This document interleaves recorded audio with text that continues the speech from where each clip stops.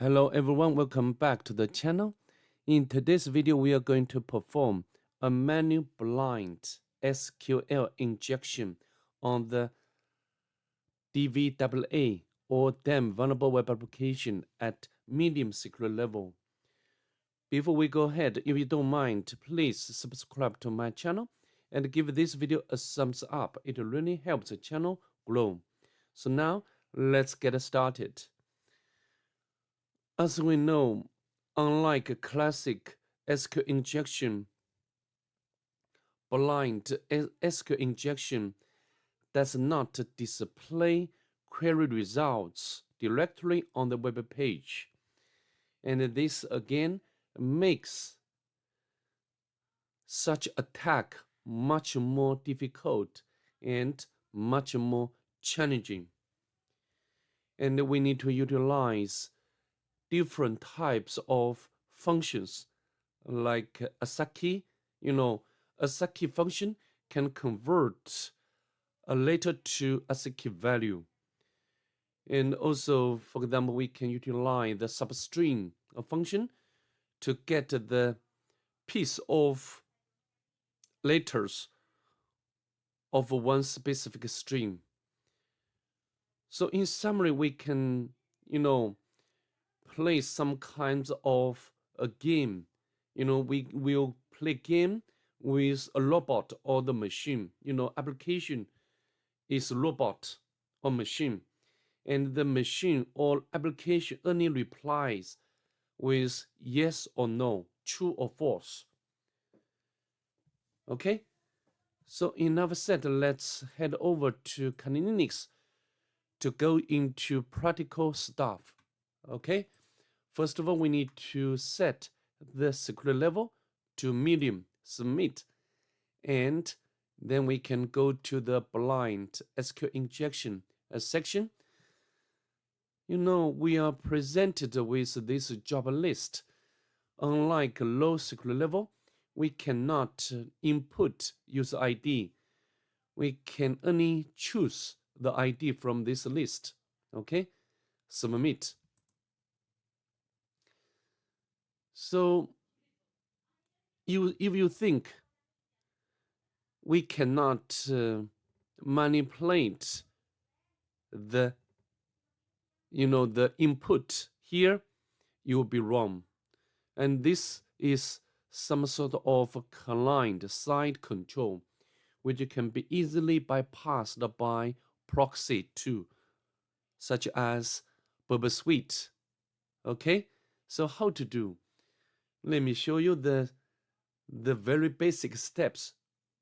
And of course, I will not repeat the entire procedure because most of steps are very similar to the low security level of a blind SQL injection. Okay, and to perform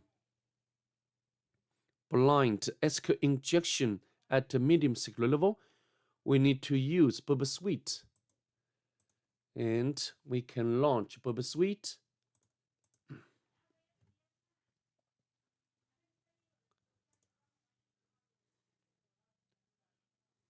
And next.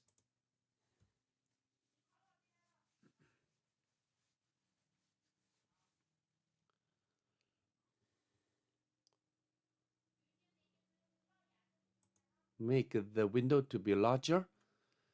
And then at the top, we can navigate to Proxy tab and enable Intercept option. Now let's go back to the browser and submit a new request. And this request has been intercepted by Burp Suite. Then we can forward this, not forward, yes, forward this request to repeater module. So next we can play around, we can manipulate request header and the body here in the repeater module. To perform blind SQL injection, we should take some steps. The first step, we need to determine whether the application is vulnerable to SQL injection. And next, we need to determine the injection is string-based or numeric-based, then we need to extract current database name, and then we extract tables and of this database, and so on and so forth. Okay, so first of all, we need to check to see whether this application is vulnerable to SQL injection, and we can put the, now if we send the request, we will get the response, and the response would be, the ID exists on the database. Yes.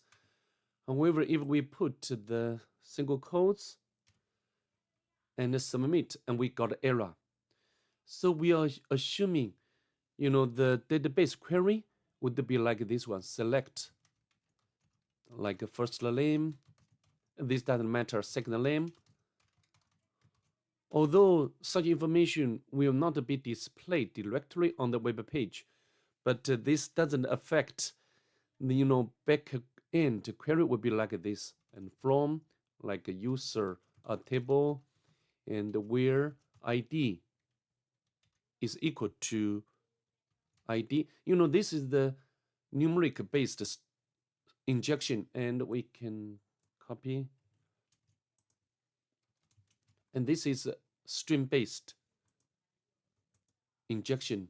Okay,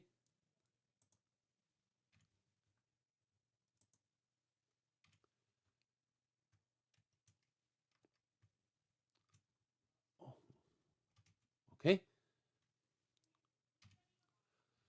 so let's test. For example, we can put like and 1 is equal to 1, and send it, if we, if the string, if the injection is string based, we should get the true response. However, we got the error, right? So this means possibly this injection is numeric based. Yeah, this one. And we can test with more payloads. For example, like if we remove this one and send it, this time we should get true response.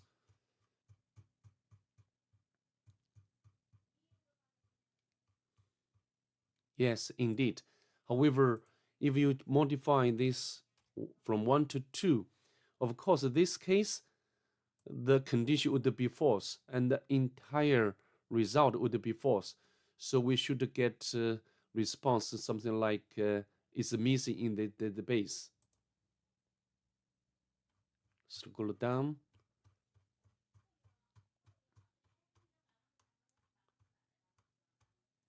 Yeah, it's missing from the database. So far, we have already confirmed the application is vulnerable to SQL injection, in particular, blind SQL injection. And also, we have already confirmed the injection is numeric based. Okay, so next we can take the similar payloads as we did for the low secret level. Okay, for example, we can get the length of the database name and length database is equal to 1. So if the condition, if the length of the database name is equal to 1, and then we should get the true response. Otherwise, we'll get response something like missing, right? We can send it and scroll down.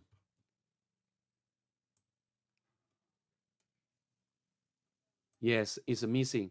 So we can increment this number from 1 to 2, send it.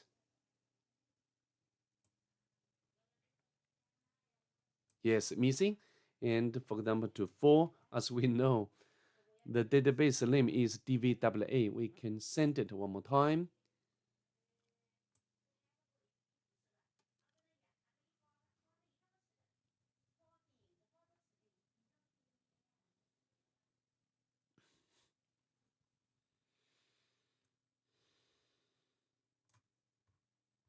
Yes, exists in the database. So up to this point, we have already known that the database name has 4 characters. So next, what we can do, we need to get the characters of each character of the database name, and we can utilize the another function of the ASCII. ASCII can convert later to ASCII value. Okay, for example, I can give you one example, like so should be one, and we do not need to use single quote. So I have already discovered the injection is numeric based. Okay, and ASCII, for example, is greater than 97.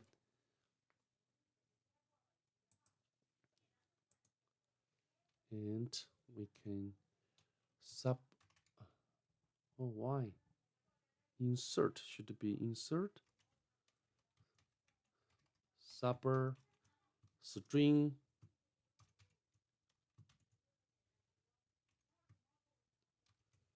okay, substring, and the database substring. We need to give 2 more parameters: the starting position, for example, the first letter, and the length. Of course, we should use 1. We just want to get a 1 letter, right? However, otherwise we cannot make a comparison, and we can copy and we can copy.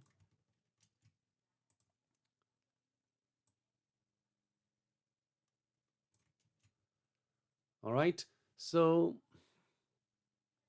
if we can get a true response, this can tell us indeed the first letter of the database name is not A. 97 means or stands for normal case A.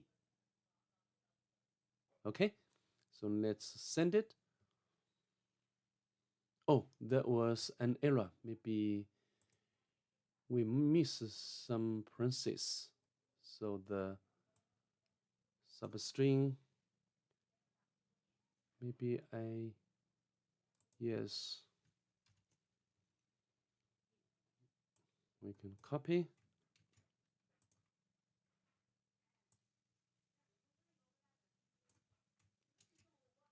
Send it.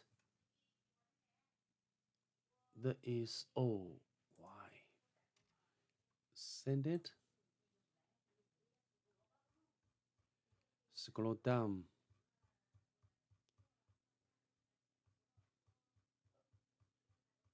Yes, we got true response. You can repeat this process, although you can use SQL or Python to automate this process. As we know, the database name is DVWA, so we can, for simplicity, we can use equal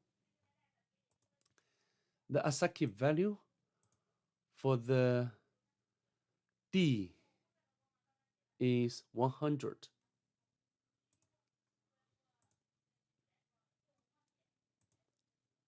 So 100, and we should get the same or true response. Send it.